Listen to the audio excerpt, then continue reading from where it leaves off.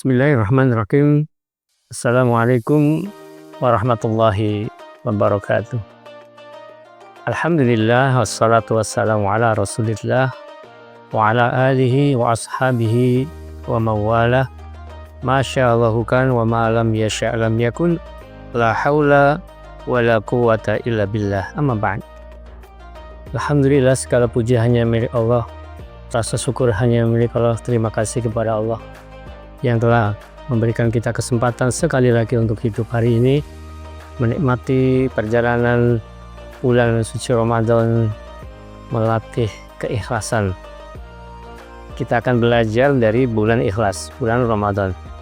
Sahabat-sahabat Mina yang dimuliakan Allah, coba kita tanya ke diri kita masing-masing, pernah nggak kita mengatakan atau merasakan begini, kita sudah berkontribusi, kita sudah beramal, kita sudah melakukan amanat atau pekerjaan, lalu ada timbul pertanyaan, kok kayak nggak dihargai, kok nggak diapresiasi, kok kayak nggak ada yang tahu bahwa itu adalah usulan dari saya, ide dari saya, itu kayak saya, kok dia kayak nggak terima kasih sama sekali lah, dia kan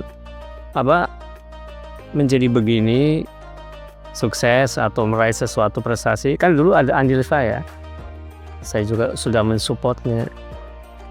Kalau ada hal-hal yang seperti itu, ya itu manusiawi, itu wajar, itu lumrah terjadi pada manusia. Tetapi yang perlu kita waspadai adalah kalau hal itu mengusik keikhlasan kita, ya itu memang bukan perkara mudah.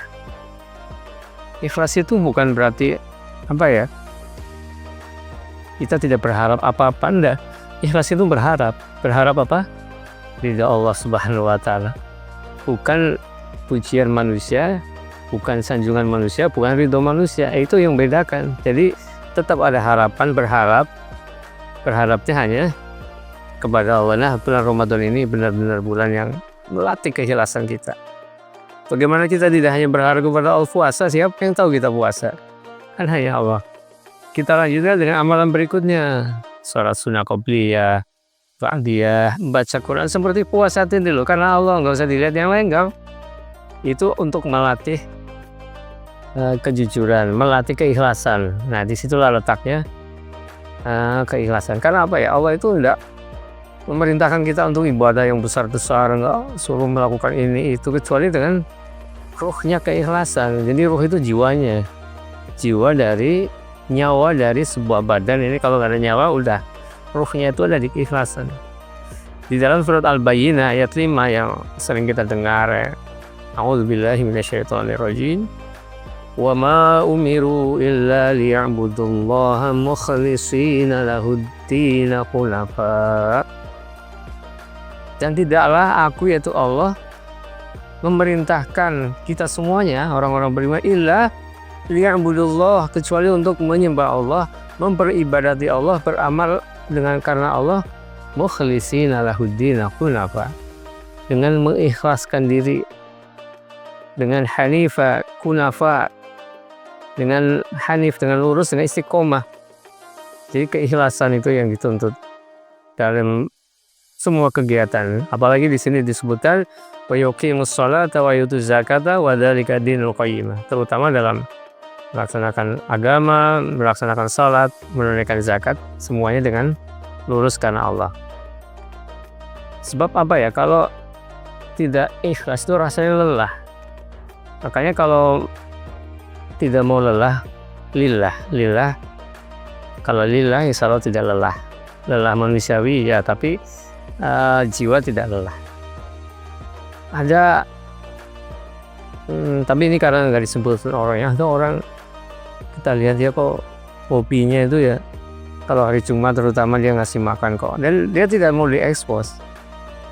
Kadang-kadang kan ada, saya tidak bicara hati ya, ada orang masih diekspos ini loh secara pribadi, kecuali kalau kelembagaan itu karena itu tanggung jawab umat, ini pribadi ngasih di foto segala macam, ingin dilihat orang. Nah, ketika di akhirat, ya Allah, kan dulu saya sudah bersedekah kan, kemana pahala saya lah? Kan pahalanya sudah didapat di dunia, apa pujian, apresiasi manusia, sanjungan, itu udah dapat semua karena ada ria, ini lawannya ikhlas. Ria itu dilihat, ingin dilihat orang lain. Jadi kalau kita kembali ke konteks ini, beramal walaupun kecil, tapi kalau dilakukan dengan ikhlas, insya Allah terpilihnya di sisi Allah Subhanahu wa Ta'ala. Bekerja, beramal, suatu kelihatannya besar, spektakuler, tapi tanpa campur ria, Allah tidak akan melihat karena sudah dilihat manusia kan. Kecuali kalau misalnya kita memberi bantuan ke masjid, kita tidak menyebutkan taruhlah hamba Allah, atau kemudian panitia itu mengatakan terima kasih insyaallah kepada Bapak Sifran, kan kita tidak minta. Ya artinya persoalannya bukan dilihat tidak, tapi keikhlasan kita kepada Allah Subhanahu wa Ta'ala. Lalu kenapa keikhlasan kok dirasa masih berat, kenapa? Karena kita masih mengharap balasan manusia. Kita ngasih kok dia nggak berterima kasih, itu aja udah menguji tuh. Ya kita ngasih aja ikhlas, bersih udah.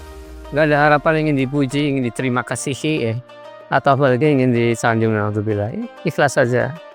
Karena mengharap balasan manusia itu akan kecewa, karena manusia itu mudah mengecewakan. Tapi kalau mengharapnya kepada Allah, tidak akan kecewa dan Allah tidak akan melupakan kita. Nah, ibadah puasa Ramadan mengajarkan kita untuk belajar ikhlas.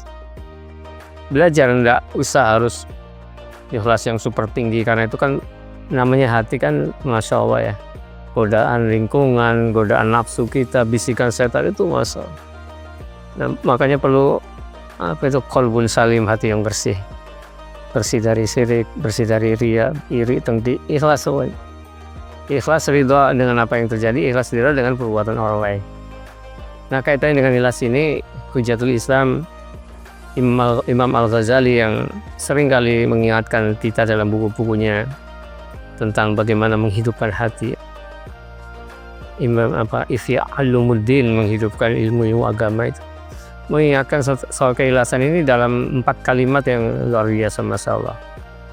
Halakan nas kulluhum illal ulama. Semua manusia akan rusak kecuali orang-orang yang berilmu. Jadi orang-orang berilmu itu sangat dihargai.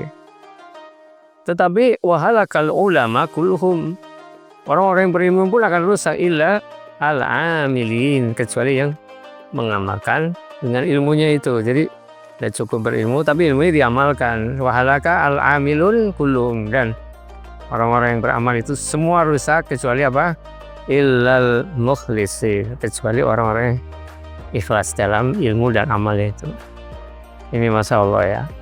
Nah, Imam Ghazali melanjutkan lagi, al-mukhlisun ala khadrin azim, dan orang-orang yang ikhlas itu dalam keadaan mengkhawatirkan atau ya diwaspadai, artinya hati-hati kita, karena keikhlasan itu diuji di awal, di tengah, di akhir. Ikhlas di awal, ikhlas di tengah, ikhlas di akhir. Itu yang menjadikan kita tetap istiqomah. Semua manusia dianggap mati kecuali tadi yang berilmu, dan orang yang berilmu itu dianggap tidur kecuali yang beramal, dan orang yang beramal itu akan tertipu kecuali yang ikhlas dalam amalnya. Kalau hari ini kita masih, atau saya lah, belum merasakan rasa ikhlas, harus kita latih.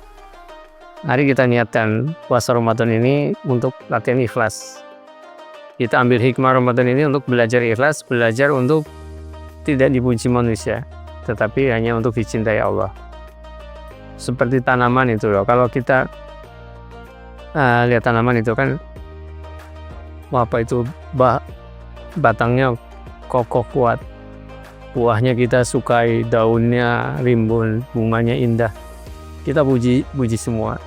Tapi apakah yang kita puji itu batangnya, rantingnya, daunnya, buahnya sekalipun itu akan bisa tumbuh kalau tidak ada makanan dari bawah? Siapa yang mengantar makan? Siapa yang mengambil dari awal? Adalah akarnya. Dan akar tidak perlu harus terlihat. Kenapa? Karena akar ada di dalam. Dan itulah keikhlasan. Tidak perlu akarnya hebat, orang tidak mengatakan begitu. Yang dikatakan yang terlihat. Sama seperti kita nih, kan Yang terlihat itu muka, tangan, kaki, badan. Yang nggak terlihat apa? Yang di dalam. Di antara yang di dalam adalah hati. Nah, kalau hati keluar, dilihat hati di luar, malah sama takut.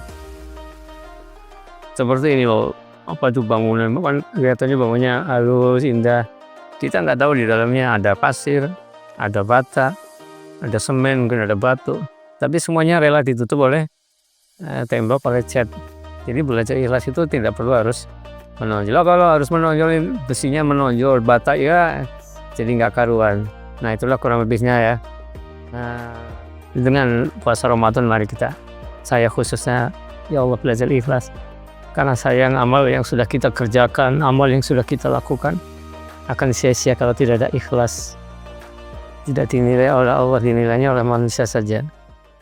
Karena itu amal yang ikhlas walaupun kecil, insya Allah akan sampai ke langit. Sementara amal yang besar dan banyak tapi tidak ikhlas, dia akan terpendam di dalam bumi. Semoga Allah jadikan kita hamba-hamba yang ikhlas. Amin ya rabbal alamin. Al-afu minkum. Assalamualaikum warahmatullahi wabarakatuh.